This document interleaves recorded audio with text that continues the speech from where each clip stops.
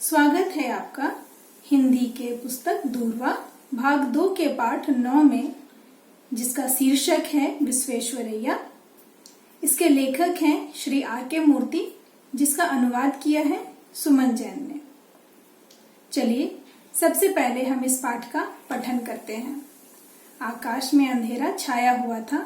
बादल आकाश में मंडराते हुए एक दूसरे से टकरा जाते तो बिजली चमक उठती और गर्जन होता। फिर मूसलाधार वर्षा होने लगी। कुछ ही देर में गड्ढे और नालियां पानी से भर गईं।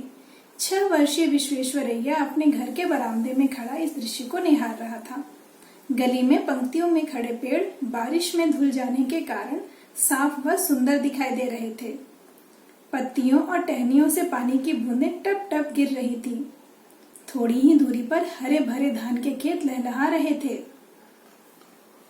जहां विश्वेश्वरैया खड़ा था, वहीं निकट की नाली का पानी उमड़ घुमड़ रहा था। उसमें भंवर भी उठ रहे थे। उसने एक जल प्रपात का रूप धारण कर लिया था। वह एक बहुत ही बड़े पत्थर को अपने साथ बहाकर ले जा रहा था, जिससे उसकी शक्ति का प्रदर्शन होता था। विश्वेश्वरैया ने हवा और सूर्य की शक्ति को भी देखा था। सामूहिक रूप से वे प्रकृति की असीम शक्ति की ओर संकेत कर रहे थे। प्रकृति शक्ति है, मुझे प्रकृति के बारे में सब कुछ जानना चाहिए, वह छोटा सा लड़का बुदबुदाया। फिर उसने थोड़ी दूरी पर निर्भीकता से मूसलाधार वर्षा में खड़ी एक आकृति को ताड़पत्र की छतरी हाथ में लिए देखा। वह उसे तुरंत पहचान गया। उसके कपड़े फटे हुए थे। वह कमजोर और भूखी लग रही थी। वह एक झोपड़ी में रहती थी। उसके बच्चे कभी स्कूल नहीं जाते। वह गरीब थी। विश्वेश्वरैया ने सोचा, वह इतनी गरीब क्यों है? उन्होंने बड़ी गंभीरता से प्रकृति और गरीबी के कारण के बारे में जानने का प्रयास किया। वह परिवार के बड़ों से इस बात का उत्तर जानना चाहते थे। वह अपने अध्यापकों से भी जिरह करते। वह उनसे प्रकृति के बारे में पूछते। ऊर्जा के कौन से प्रचलित स्रोत हैं? कैसे उस ऊर्जा को पकड़ के इस्तेमाल में लाया जा सकता है? वह यह भी पूछते कि आखिर इतने लोग गरीब क्यों हैं? नौकरानी फटी साड़ी क्यों पहनती है?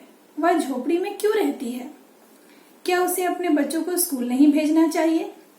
धीरे धीरे इस लड़के को प्रकृति और जीवन के बारे में अंतर्दृष्टि प्राप्त होने लगी। उन्हें महसूस हुआ कि ज्ञान असीमित है। उसे बिना रुके सीखते रहना होगा, तभी उन्हें उन प्रश्नों के उत्तर मिल सकते हैं जो उन्होंने उठाए थे।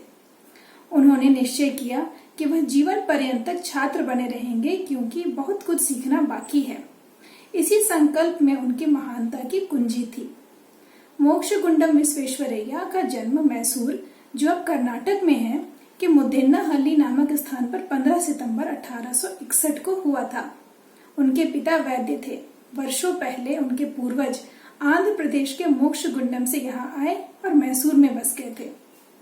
2 वर्ष की आयु से ही उनका परिचय रामायण, महाभारत और पंचतंत्र की कहानियों से हो गया था। ये कहानियां हर रात घर की वृद्ध महिलाएं उन्हें सुनाती थी। कहानियां शिक्षाप्रद व मनोरंजक थी। इन कहानियों से विश्वेश्वरैया ने ईमानदारी, दया और अनुशासन जैसे मूल मानवीय मूल्यों को आत्मसात किया। विश्वेश्वरैया चिकबल्लापुर के मिडिल व हाई स्कूल में पढ़े। जब उन्हें गॉड सेव द किंग, ईश्वर राजा को सुरक्षित रखे, वाला गीत गाने को कहा गया, तो उन्हें पता चला कि भारत एक ब्रिटिश उपनिवेश है। अपने मामलों में भी भारतीयों को कुछ कहने का अधिकार न था। भारत की अधिकांश संपत्तियां विदेशियों ने हड़प ली थीं। क्या उनके घर में काम करने वाली नौकरानी विदेशी शासन के कारण गरीब है? यह प्रश्न विश्वेश्वरैया के मस्तिष्क में उमड़ता घुमड़ता रहा।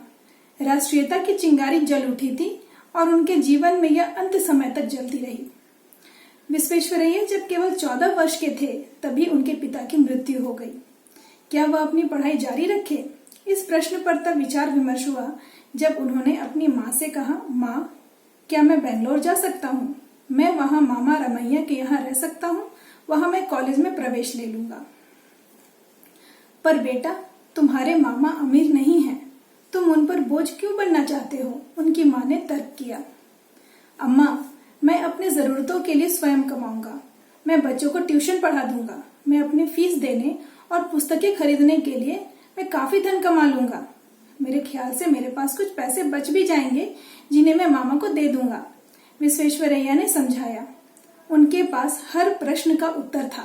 समाधान ढूंढने की क्षमता उनके पूरे जीवन में लगातार विकसित होती रही और इस कारण वह एक व्यवहारिक व्यक्ति बन गए। यह उनके जीवन का सार था और उनका संदेश था, पहले जानो फिर करो। बड़े होकर यही विश्वेश्वरैया एक महान इंजीनियर बने। इस प्रकार यह पाठ समाप्त होता है। आइए जानते हैं कि हम इस पाठ में क्या क्या सीखे। सबसे पहले इस पाठ में वर्षा ऋतु के बारे में हमें पता लगता है और वर्षा ऋतु के मूसलाधार रूप के बारे में हमें पता चलता है।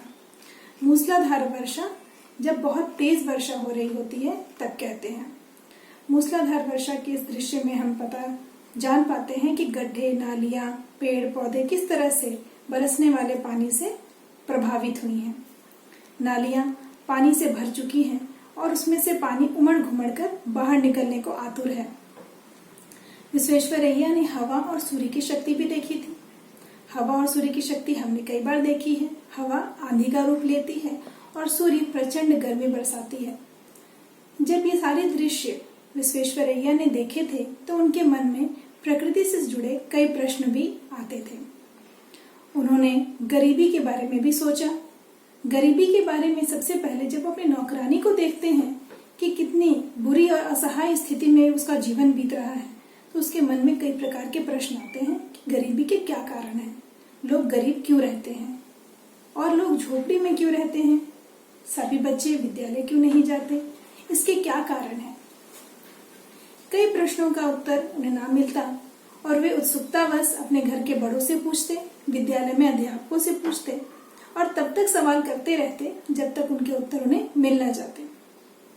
उनके मन में समाज में फैली गरीबी सबसे ज्यादा प्रभाव उत्पन्न करती है।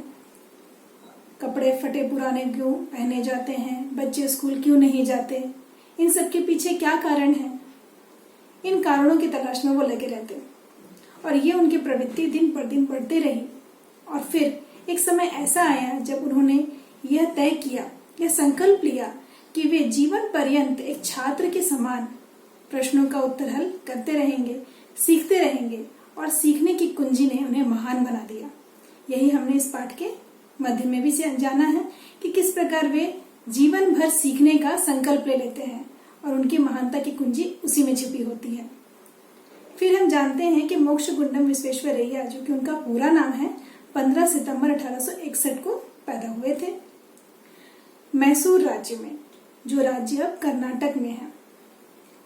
मोक्षगुंडम उनका नेटिव प्लेस है।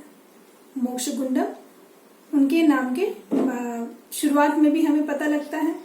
पूर्वज आंध्र प्रदेश के थे और मोक्षगुंडम जिले के थे।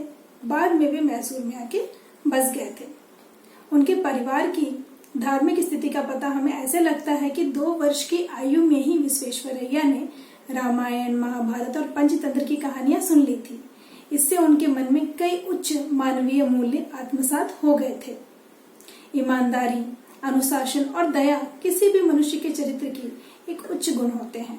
ये गुण ही आगे चलकर भविष्य का निर्माण करते हैं। विद्यालय में पढ़ाई के दौरान उन्हें पता लगता है कि हमारा देश गुलाम है, उपनिवेश है ब्रिटिश साम्राज्य का, और उनके मन में और भी प्रश्न आने शुरू होते हैं कि क्या गुलामी के कारण ही उनकी नौकरानी गरीब है। और इस तरह के कई प्रश्न उनके मस्तिष्क में आते जाते हैं और राष्ट्रीयता की ऐसी चिंगारी उनके मन में जलती है कि जीवन पर्यंत अपने राष्ट्र की सेवा में, अपने राष्ट्र के निर्माण में वे लग जाते हैं। अपनी पढ़ाई के समय में विपरीत स्थिति तब आती है जब पिता की मृत्यु हो जाती है। उसका समाधान भी वे हल निकाल करके कर लेते हैं। उनके मन में प्रश्नों का उत्तर आना शुरू हो चुका होता है। उनके पास हर प्रश्न का उत्तर होता है क्योंकि वे ज्ञान और तर्क का सहारा लेते हैं। उनकी माँ जब उनकी पढ़ाई को लेकर तर्क करती है तो वे भी उसका समाधान बड़ी समझदारी पूर्वक करते हैं और बताते हैं कि वे किसी पर बोझ नहीं बनेंगे और आत्मनिर्भरता से अपनी पढ़ाई पूरी करते हैं और आगे चलकर अपने इन्हीं गुणों के दम पर इंजीनियर बनते हैं। क्या आपको पता है, यही विश्वेश्वरैया जो बड़े होकर एक महान इंजीनियर बने थे, वो भारत के पहले इंजीनियर थे और उनके जन्मदिन 15 सितंबर को प्रतिवर्ष अभियंता दिवस यानी कि इंजीनियर्स डे के रूप में हमारे देश में मनाया जाता है। तो ऐसे थे हमारे देश के विश्वेश्वरैया। बचपन से ही महान उत्सुकता, ज्ञान और प्रकृति से प्रेम करने वाले, समाज के प्रति दया का भाव रखने वाले विश्वेश्वरैया जीवन पर्यंत सीखते और सिखाते रहे। आपको पता है पटना में गंगा नदी है, वहां पर पहले पुल नहीं था। आजादी से पहले विश्वेश्वरैया में कई प्रकार से बांधों का निर्माण करवाकर हमारे देश को कई प्रकार के बांध और परियोजनाओं के द्वारा फायदा दिया।